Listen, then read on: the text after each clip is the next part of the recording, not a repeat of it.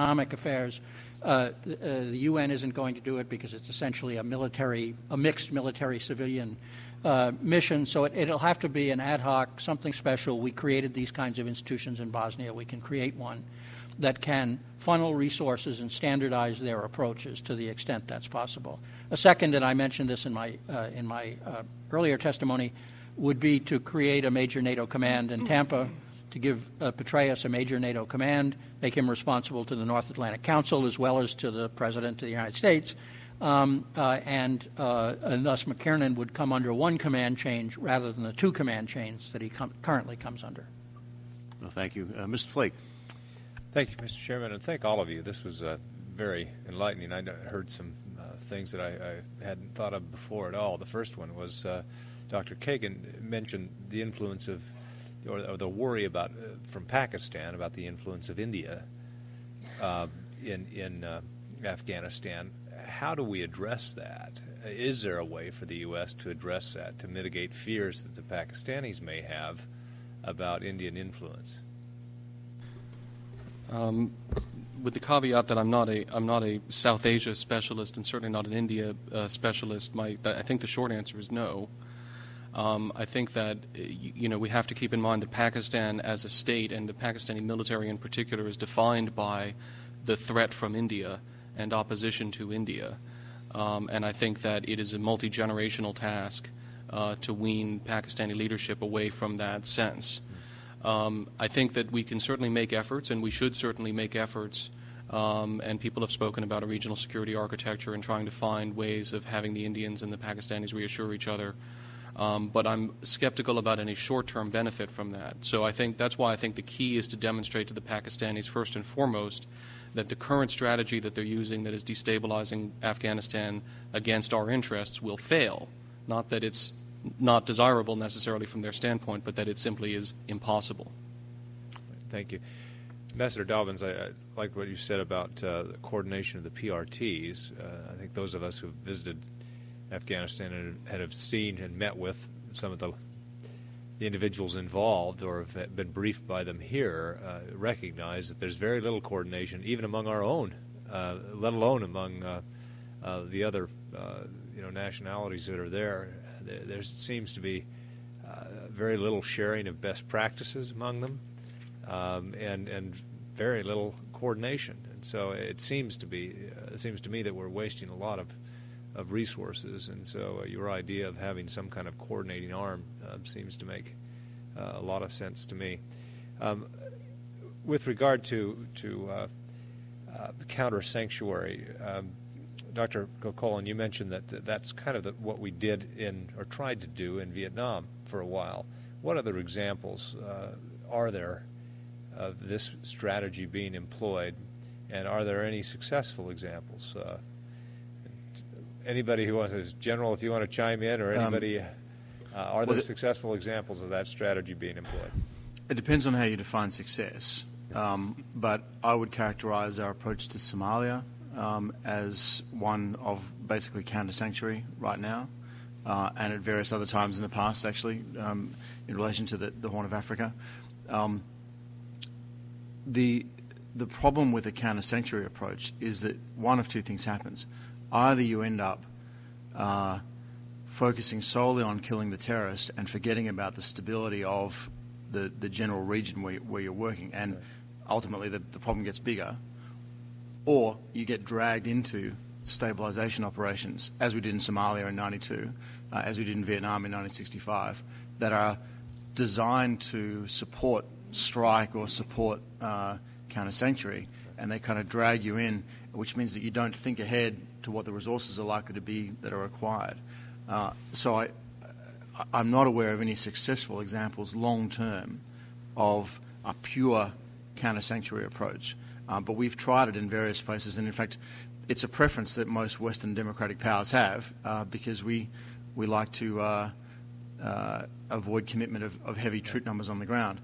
It's not exactly counter-sanctuary, but one of the things that we did in Bosnia and the Balkans, in the early part of the fighting in the Balkans, was designed almost like counter-sanctuary, just to contain the problem and prevent it from spilling over and not ultimately deal with the main causes of it. And, of course, that failed, and we had to engage much more heavily in order to deal with the problem. You could also characterize what we did in 2005 and 2006 in Iraq as an attempt to walk back to a counter-sanctuary approach. And again, that dramatically failed, and we had to get in and take control of the environment.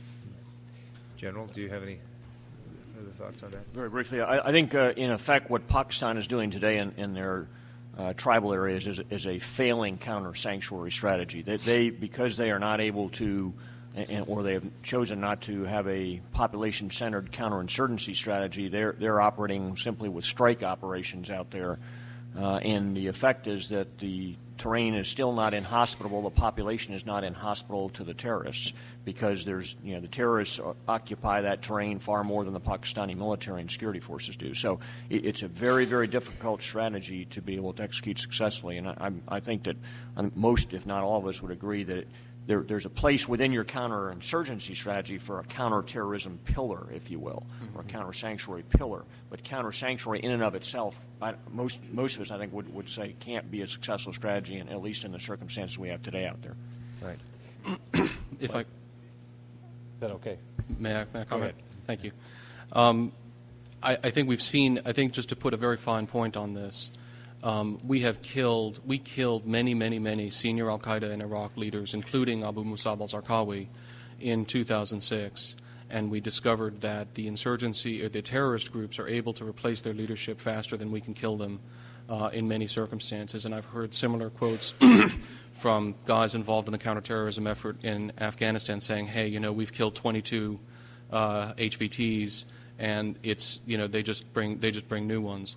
It is not. I'm not aware of any case where this has worked, and we have tried it at the levels ranging from no U.S. troop presence, including, as Dave Kilcullen pointed out, in the 1990s in Afghanistan and recently in Somalia, where it doesn't seem to be working, certainly didn't work in Afghanistan, to high U.S. troop presence surrounding bases with a lot of special forces guys going around and actually killing a lot of leaders, as in Iraq and as the Pakistanis have done in their tribal areas, and it's failed there too.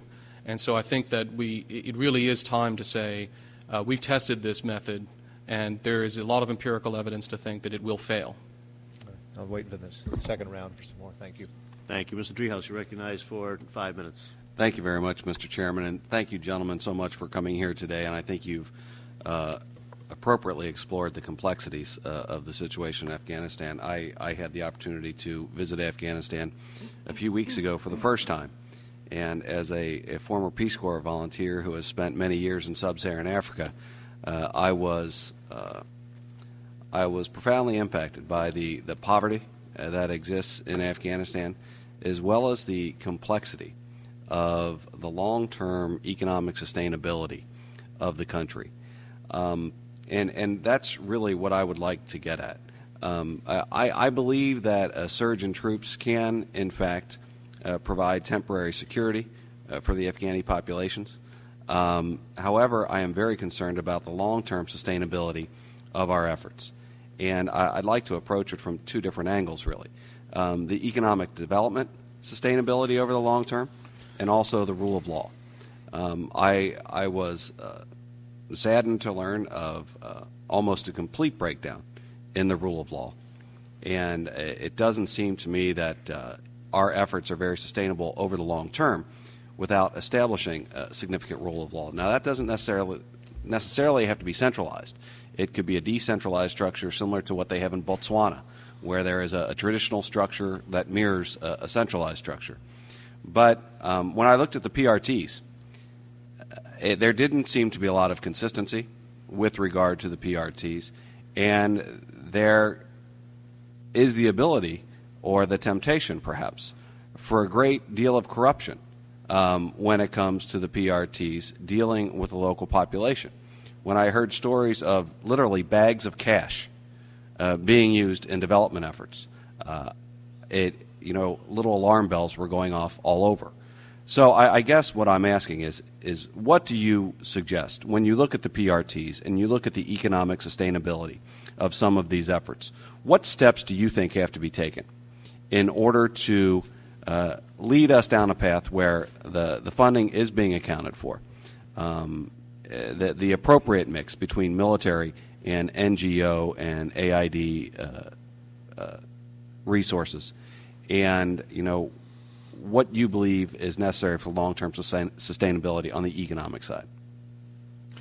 I might pick up the rule of law piece if that's all right, sir. And that's fine. We'll start with the other one. Right now in Afghanistan, the Taliban are running 13 Sharia law courts across the south of the country. And when you hear the term Sharia law court, you think of women getting stoned for adultery and hands getting cut off and so on. And that does happen. But actually, about 95% of the work that these courts are involved in is what we would call civil or commercial law. So they issue ID cards, they issue title deeds to land, they sort out disputes relating to water, grazing rights, properties, they do divorce law. They're essentially delivering the rule of law, mediation and dispute resolution at the local level to villages, districts, and tribal groups. This has been a very important source of their control because in a counterinsurgency environment or in a civil war environment, the population feels lethally destabilized and it feels like it has no way to be safe. These guys are providing a normative system with rules to follow, and if you follow these rules, you'll be safe. And that's one of the things that gives them an enormous amount of attraction to the Afghan population. If you contrast that with our approach. Could I ask just for a second, if I might, Mr. Chairman? The Sharia law is obviously based on the traditional Islamic law. Are there more traditional judicial structures that exist in the countryside that are based upon the traditional norms versus Sharia law? There are. However, the tribal structure and the community structure in a lot of parts of Afghanistan is very heavily eroded by several decades of war and conflict at this stage. Tribal custom or adat or in some Pashtun parts of the country a very specific code of behavior is still valid, but what the Taliban have tended to do is come in and replace a lot of that with their own control through a Sharia system. If you contrast that to what we did, the Taliban are focused on delivering a service to the population at the local level. What we did, after the Bonn conference, the Italians were given responsibility for the justice sector and the Germans were given responsibility for the police. Both those countries started building institutions at the level of the central state. So we set up a Supreme Court and we trained Supreme Court judges, we wrote a law code, we trained prosecutors and attorneys, and this is all happening at the central level. And meanwhile, the Taliban were in at the grassroots, delivering something to the population. In terms of the police, we built a police academy and structures of command and control and so on in Kabul, but we didn't deliver effective police, community policing, to the population at the local level, and the Taliban also took that on. The United States got tired of the German approach in 2005, and we took it over and actually made it worse by turning the police into a counterinsurgency force and sending them off to fight the insurgents out in the countryside, instead of being in with the population in local areas, delivering, fairness, rule of law and justice to the population. So I think what we need to be taking is a much more bottom-up approach that focuses on competing with the Taliban, and you've got to compete with the Taliban on the basis of an agreed set of human rights, rule of law principles. The PRT officers who are doing the rule of law program are hampered by the overall structural approach that we've taken, which has been top-down, and we need to move more to a bottom-up where we negotiate with local populations, come to an agreement and enforce protection and population security at the local level. Thank you, Mr. Driehaus.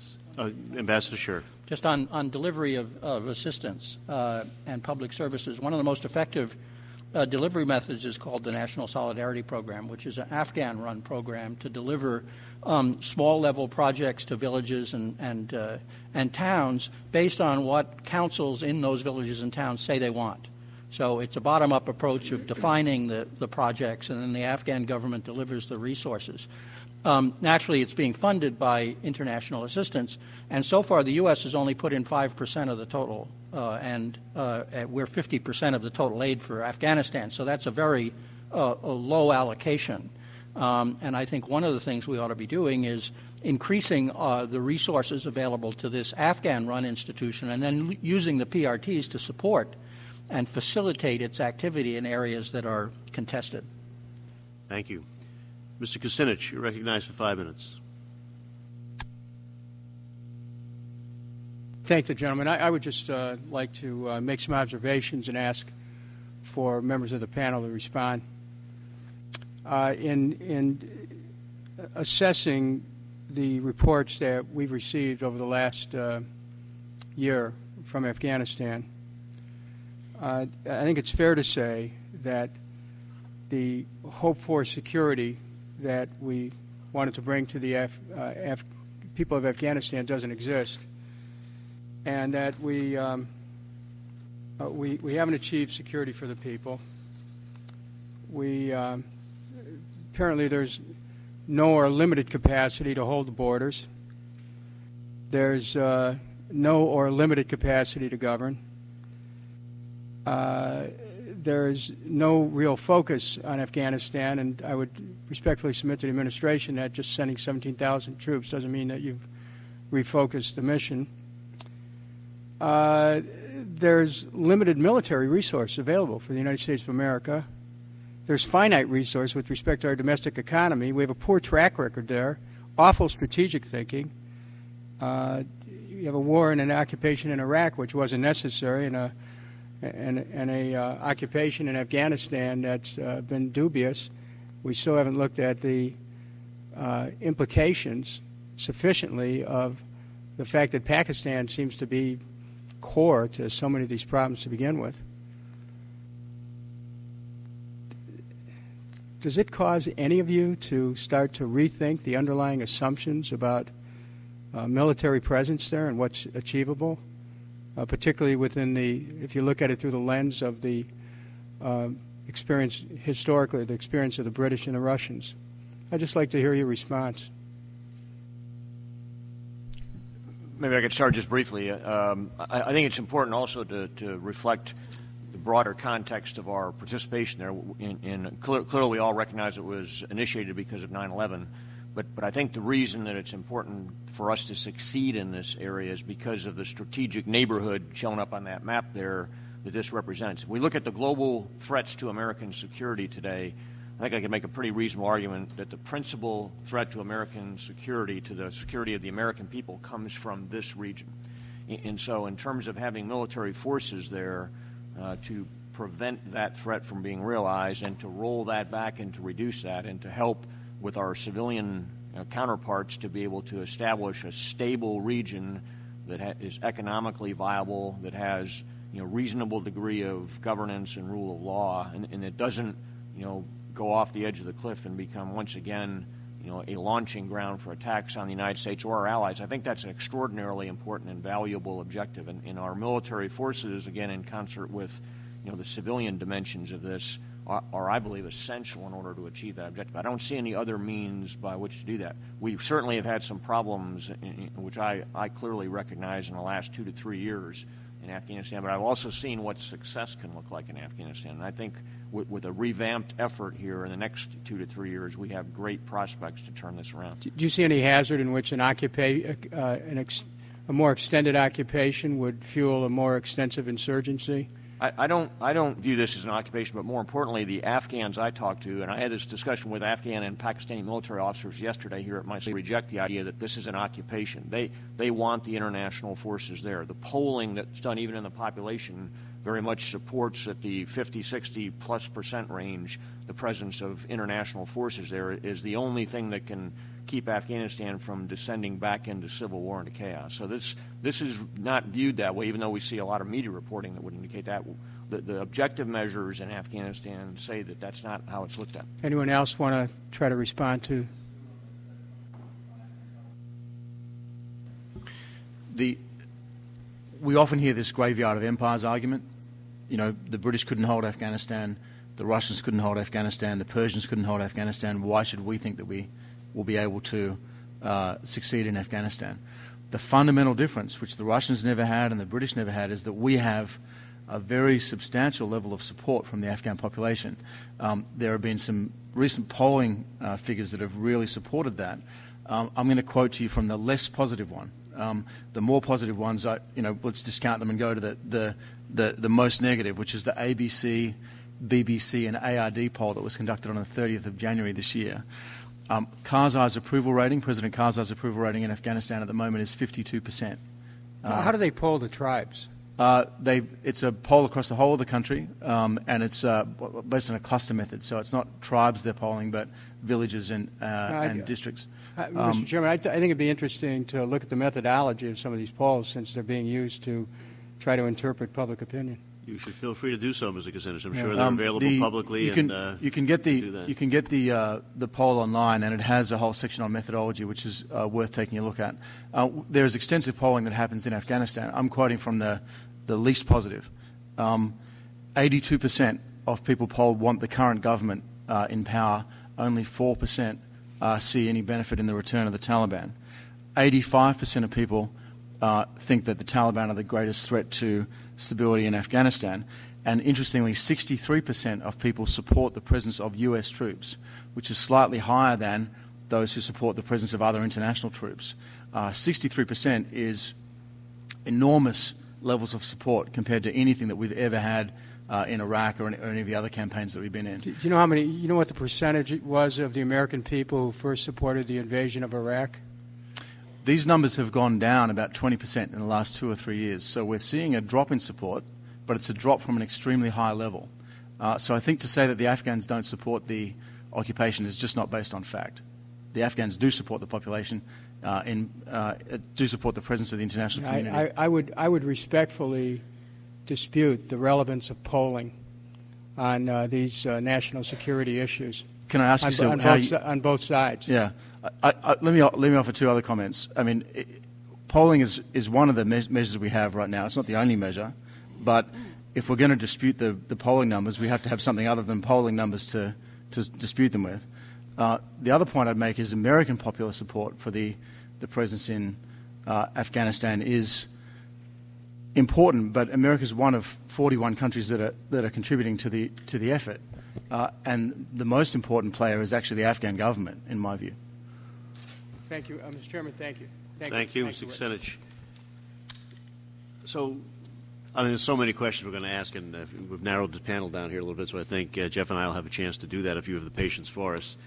To keep Afghani support, would there be a recommendation to limit the airstrikes and the raids that have been going on? Because I hear people talking about shifting our policy to more of one of defensive, protective idea, and correct me if I'm going too far, that we think that perhaps having the offensive continual strike aspect of it has not been terribly effective because they keep replacing themselves over and over again, but also we're getting the indigenous population more than a little riled up about the collateral damage that occurs, and whatever drop in those polls may have occurred may somewhat be related to the effect of the airstrikes and the raids, which we heard earfuls of when we were over there in our last several visits on that, and seemed to have a tremendous impact, and that's understandably not a poll, but just various groups that we talked to.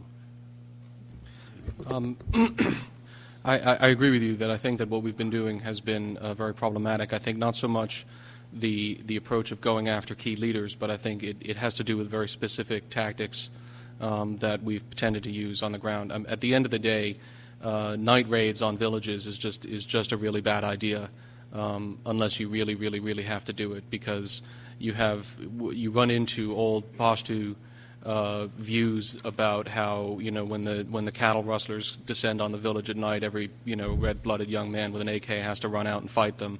And you can explain to them all you want that cattle rustlers don't have helicopters, but the fact remains that there's that instinct to come out and do that. There are other ways of conducting those kinds of raids. I think that the command is very sensitive to this. The issue of collateral damage is a very interesting one, and I'd like to just drill down on that for 1 second, because this is a question of there's a major cultural difference between Iraq and Afghanistan that we need to understand.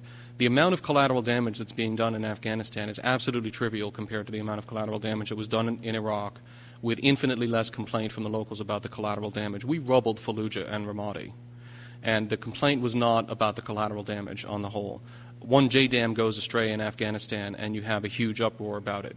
Now, part of that is because the enemy we're facing has a magnificent information operation campaign, the best in the world that I've ever seen, and we've not been able to counter that effectively. But part of it is an Afghan tradition that is different from Iraqi tradition. Iraqis are much more comfortable fighting within their population. Afghans are very uncomfortable fighting within their population centers. That's why you see rural insurgencies in Afghanistan rather than urban insurgencies. And so I think this is an issue that can be dealt with by appropriately modifying our tactics, techniques, and procedures for these kinds of raids. And I think that you'll find over time that the command has taken this on board and that the appropriate changes will be made. Now, I think it's generally agreed across this panel and the last panel that we talked to that most of the al-Qaeda, or if not all of the al-Qaeda, are situated now in Pakistan, that what we see going on in Afghanistan is various insurgencies that have more localized ambitions and intentions on that. And one of the principal arguments that we always hear for keeping troops at higher levels in Afghanistan is that we can't let Afghanistan fall to the insurgents because we're afraid they'll invite al-Qaeda back in, and al-Qaeda will have a safe haven, and from which they'll cause problems.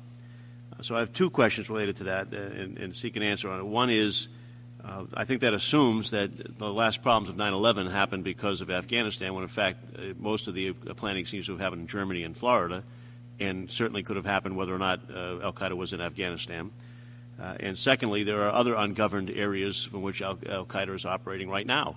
In Pakistan, it could be Somalia, it could be Sudan, could be any number of countries out there, and I've not heard anybody make the recommendation that we send enormous numbers of troops into those areas and start any of this sort of tactics and strategies that we talk about here. So if what the principal threat to America, General, as you said, comes from this region, how is that so? Why is the principal threat from this region not just by nature of the fact that these people that have bad intentions towards America can plan any place like Pakistan or Sudan or Somalia or Algeria, wherever it might be, and why don't we treat Afghanistan the same way we treat those regions in terms of what actions we take to be defensive?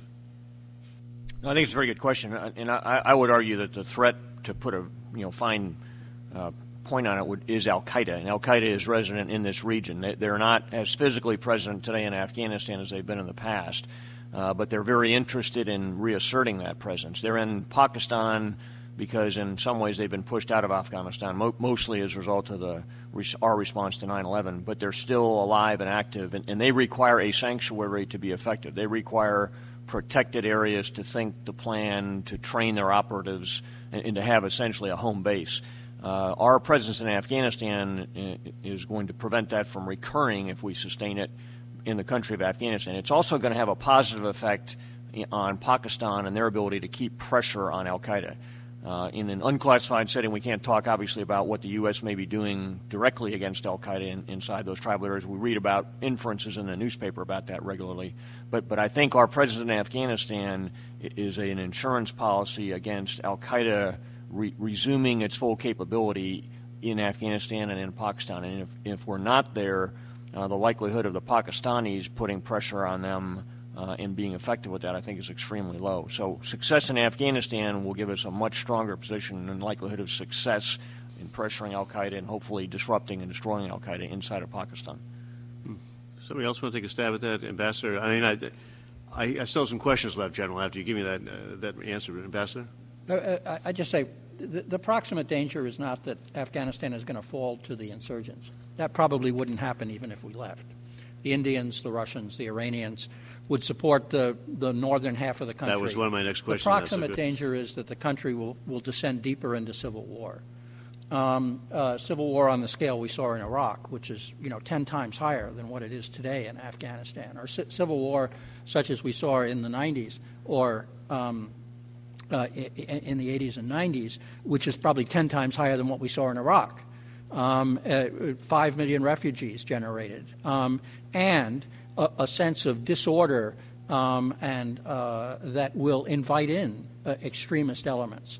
I mean, even if the Taliban were to say, if you leave Afghanistan, we'll abandon al-Qaeda, and we left, that wouldn't end it. That would simply deepen the civil war, and al-Qaeda would come right back in, and other extremist elements, because you'd be in the midst of a civil war. When I go back to my district, here's what a lot of people say. Al-Qaeda's somewhere all the time. All right, they're either in Pakistan, or they're in Somalia, or they're in Yemen, or they're in all these places or whatever. And so if they go into Afghanistan, they're just in one more place.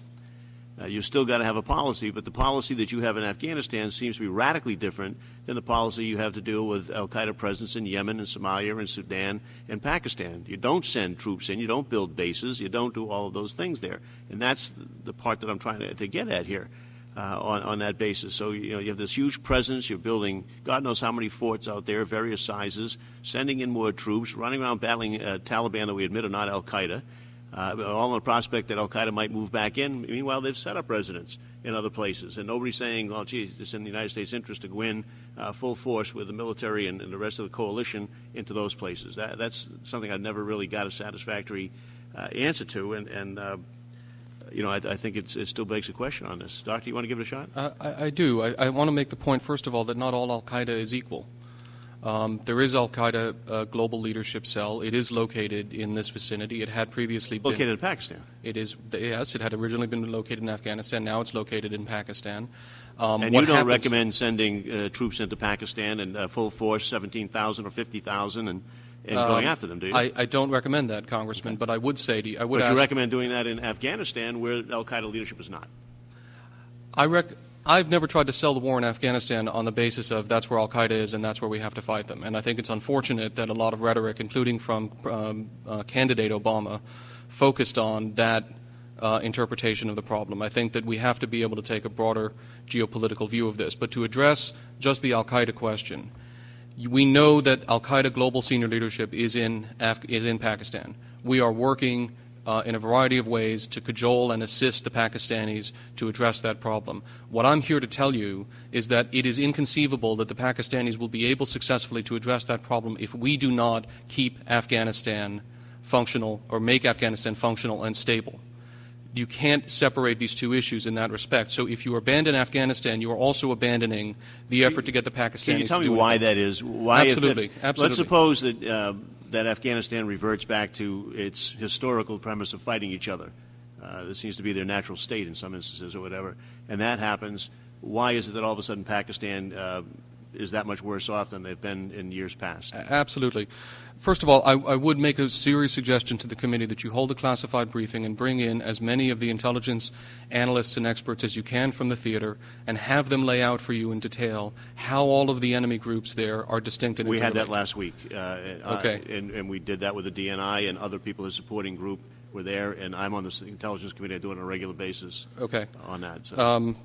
The groups are heavily interconnected, and there are groups on both sides of the border that are related to al-Qaeda and related to other groups. In particular, the Haqqani network is moving in the direction of playing a much greater role with al-Qaeda and Lashkar-e-Toiba and these other very radical groups than the Mullah Omar Quetta Shura is. The problem is that the Haqqani network has its base in Miram Shah in the federally administered tribal areas, but it has a very significant support zone in Afghanistan, in the Zadran Arc, in Host Province.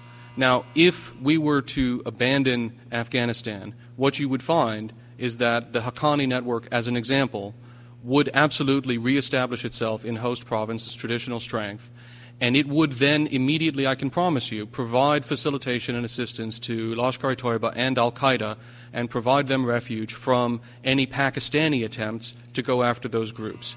If we can maintain Host, as we are now maintaining it, as an area which is highly contested, but where we are going after these guys, and I frankly think we need to go after them more in that area, then we create the possibility, and it's only a possibility, but we create the possibility for Pakistani success against al-Qaeda, if we can move them in that direction, actually to be decisive in this area. If you don't maintain control of Afghanistan, then I can assure you that any Pakistani success on their side of the border will be absolutely ephemeral.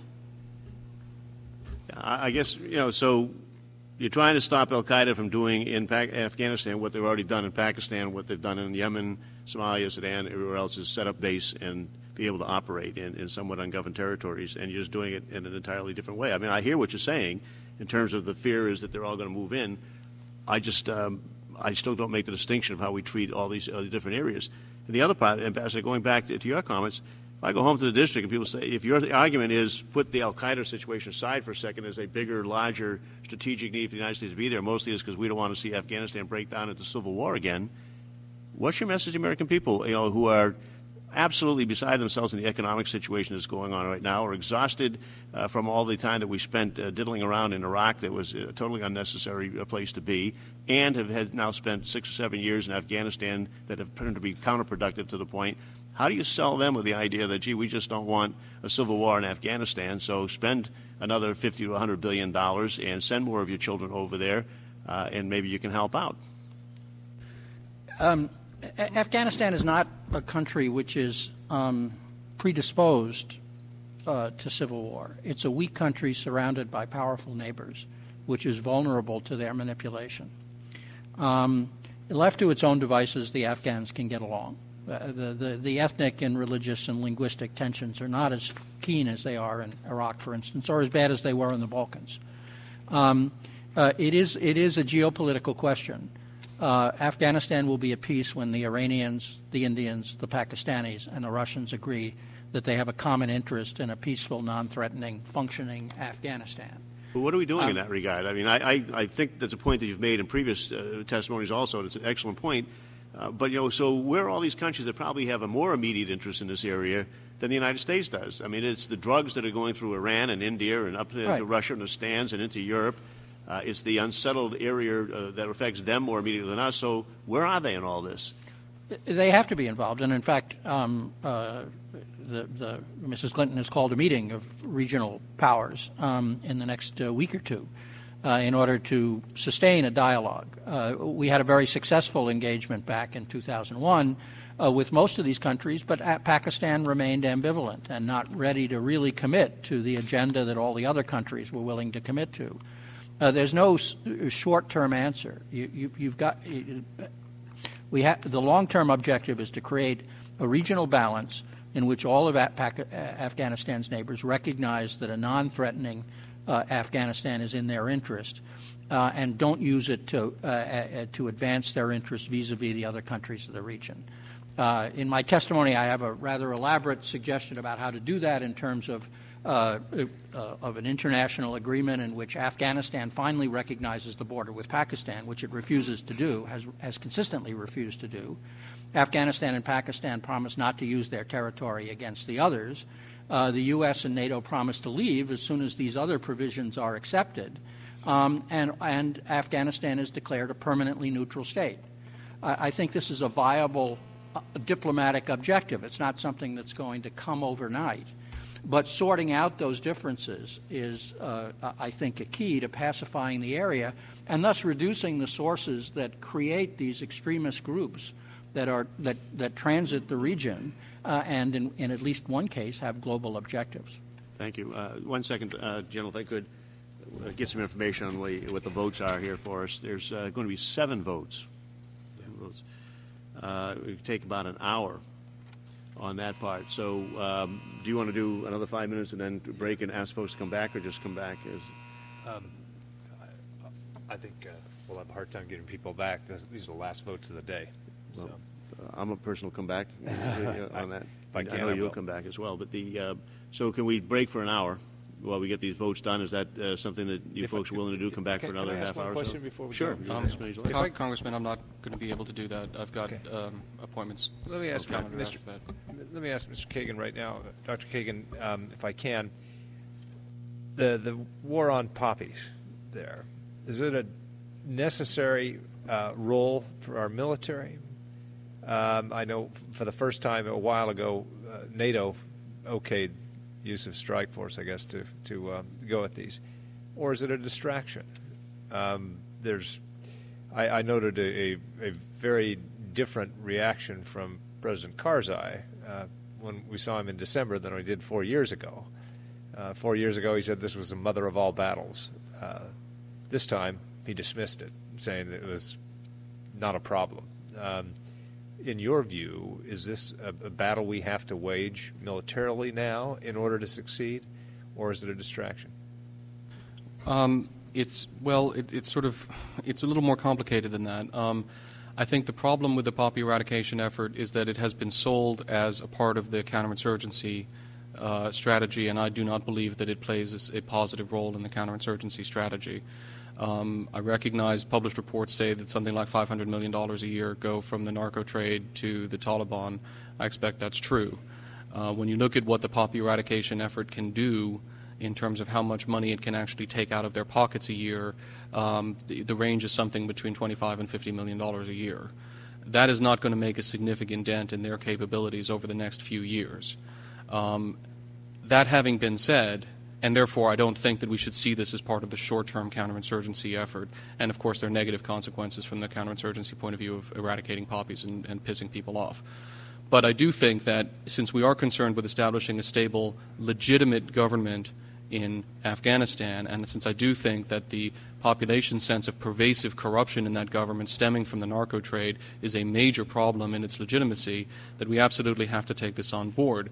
I would say that I would much rather see, and I echo the sentiments of everyone who has lamented the absence of an effective rule of law program in Afghanistan. I too lament it, and I think it should be a major focus. I think that having the Afghans convict 2 senior government officials, and that one of them doesn't have to be Karzai's brother, of narcotics-related crimes would be more effective than killing thousands of hectares of poppy in helping to establish the government's legitimacy. Could I just make a quick follow-on comment? Poppy production has flatlined in the last 2 years. It hasn't actually got larger. And what we've seen is, in fact, a very substantial shift in geographical focus, where most of the poppy is now being grown in enemy-controlled areas, particularly in Helmand province. The other big shift, though, that we've seen has been vertical integration, so that 2 or 3 years ago they would take poppy and turn it into opium paste, then export the opium paste for sale. Now they're actually producing heroin in country. And that actually creates an opportunity for the military to be involved in interdiction as distinct from eradication. Eradication hurts the farmers. If you take 2 or 3 fields worth of poppy and boil them down to 10 kilos of heroin, the farmers have already been paid if you interdict the 10 kilos of heroin later on. So there is a role for law enforcement and the military in the interdiction part of the process, and that avoids a lot of the eradication issues that we've had. The final point I make is it's a $4 billion industry. Taliban gets about 500 million out of that. The farmers get 800 million. The biggest beneficiary of the narcotics trade is the Afghan government, corrupt officials inside the Afghan government. So until we change that, I don't think we're going to get much progress. Thank you. I'm going to try. I know that several of you have difficulty coming back in an hour, so I'm going to try to fire off some questions here and on that. Will the Afghan elections be an appropriate measure as to whether or not our plan is working? How well they go, is that a metric that people will be able to judge whether or not what we decide to do now is actually working? No, I don't think so. All right, Doctor? Yes, but I think we perhaps disagree less than might appear. I think if it's not a measure of whether we're achieving security, who gets elected, it's whether the elections go off in a safe that's what I meant. and transparent manner. If that happens, I think we can say we've done well. Okay, but Dr. Kagan, you disagreed. Ambassador Dobbins? One of the strengths we have there is we have a legitimate government. We have a government that's recognized throughout the world and by the vast majority of Afghans as genuinely representative, legitimately elected, and that's a treasure. The government may be more corrupt than we'd like, it may be less competent than we'd like, but it is legitimate. And if we lose that, if the election results are contested or inconclusive in a way that the result doesn't clearly represent popular expression, it will be a major setback. I'd say it's a partial metric, and it's an extraordinarily important one this year. It's the strategic report card this year on the entire enterprise, so it's got huge political implications as well as military. Dr. Kilcullen quotes in his book Bernard Fall, who said in 1975, if you're losing to an insurgency, you're being outgoverned, you're not being outfought. And I hear a lot of comments that may send to see that people agree on that. How are we going to get the Karzai government to be better governors? And I think the similar question is in Pakistan, how are we going to get that government to be a better government? Because back to some of the things Ambassador put in his written testimony about perhaps conditioning some of the assistance. The only leverage we have over these governments is the money that we're putting in there, and I'm sure that you probably don't want to condition the civilian sorts of development and assistance types of things so much, but where the military has such a large play in Pakistan and where you've got to get Karzai to move in Afghanistan, ought we to be conditioning the military aid that we give to these countries? I think that's very true in the case of Pakistan. In the case of Afghanistan, I think we can do a lot with a partnering model where we have U.S. troops always working with Afghan troops and Afghan police. And one of the things we found in Iraq and also in the parts of Afghanistan where we've done this before is that when you do that, the performance of all three elements improves. The U.S. troops have a better understanding of the environment, so they do better. The Afghan troops have a model for how to operate, they do better.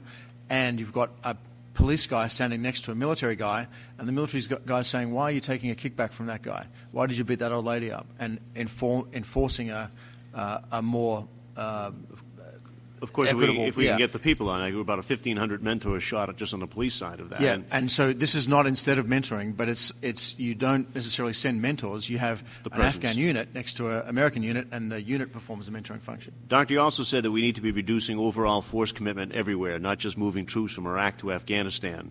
That would be tantamount to unboggling ourselves from Iraq just so we can rebog ourselves in Afghanistan. Is everybody fairly certain that we don't need to be putting large additional amounts of troops into Afghanistan to accomplish the counterinsurgency that you've all talked about? Or are there some people that believe that we need to put in some of the numbers that we've read, 400,000, 600,000? I think you'll probably find some consensus that 400,000 number, which is mostly vast majority of which will be new Afghan security forces, is probably a fairly good number of police and Afghan National Army. The U.S. troop contributions, we've seen the front end of that at least, the 17,700. It's not clear exactly what will be announced tomorrow, but I think we have to be very careful from a military standpoint, and Dave Kilcullen and I have written and talked about this, is we have to think about what we're trying to achieve this year, next year, and the following year, and how much military force we're going to need to do that. Getting that additional several 100,000 Afghan security forces together, generated, built, trained, is going to take some time. The gap filler in a lot of ways will need to be American forces.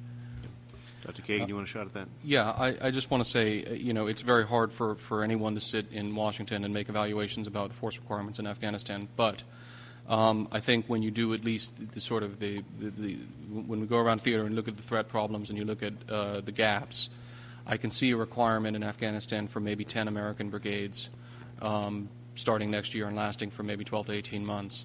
We had, at the height of the surge, 22 brigades in Iraq. I don't see a requirement for a commitment of that size from the United States or anything like it. But I do think that there's a risk that we are going to lowball the estimate of what we need possibly in the President's statement. We'll see what he says, but certainly this year.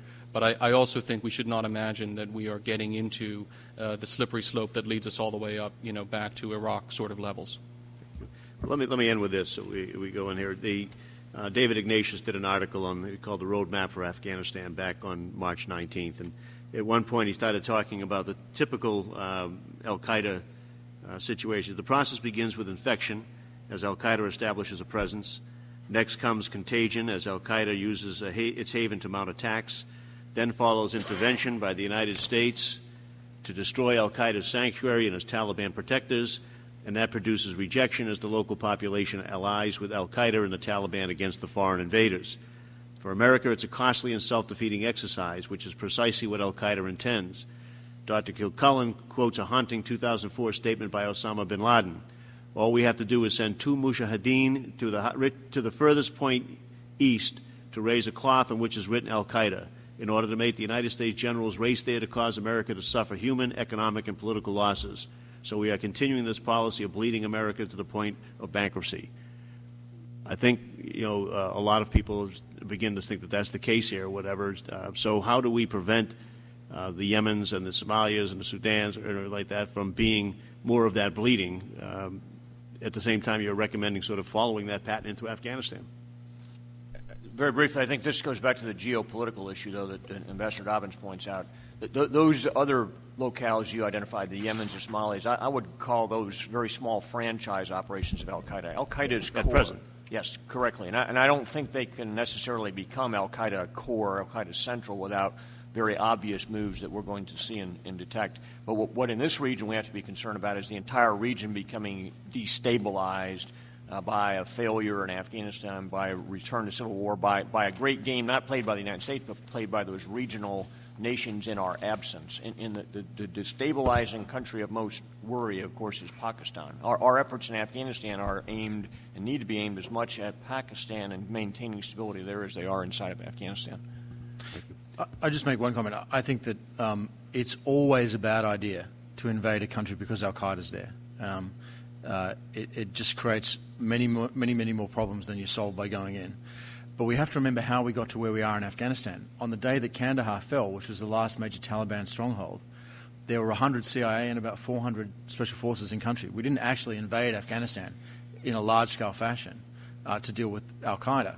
What happened was the international community got together in the Bonn Agreement and later in the 2006 Afghanistan Compact and made a commitment to the Afghan people to stabilize the country.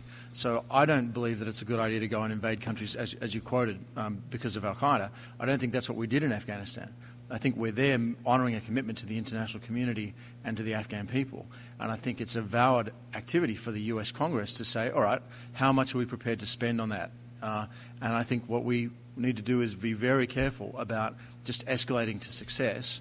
We need to say, all right, how much are we prepared to spend, and that's a sufficient amount. So I think this is a very valid activity. It's an interesting point. I think it was 1,000 Marines, 1,300 Marines, and about 1,000 special operations people and some airstrikes. It was the entire October 2001 enterprise there, and a few weeks later, Kandahar was falling. And so I'm interested to hear your take on why it is that we remain in such numbers on that, and I suspect that that's probably fairly accurate. I think what I take out of this, first of all, is a great appreciation for all of you for what you've done in terms of trying to put this together and contextualize it in testimony on that. I'm personally left with the idea that there's no way out of this thing without involvement of other people. And it keeps going back to Ambassador Dobbins, and in his previous hearing, the same thing. I mean, we're not going to resolve this without Iran and India and China and Russia and the Stans and Europe and all these others understanding that they've got to pony up and get involved in this thing. I appreciate what you say, Dr. Cullen, about we're there because of the commitment that was made, but it certainly looks to like a lot of us that the commitment is being paid with American lives and dollars more so than some others who have probably a more immediate problem there than we do on that. And I'm not sure how we're going to address that, but I think that's something that we have to address. Again, thank you all very, very much. I appreciate all the efforts that you've made and your being here again today. It's been a substantial help to all of us. Meeting adjourned.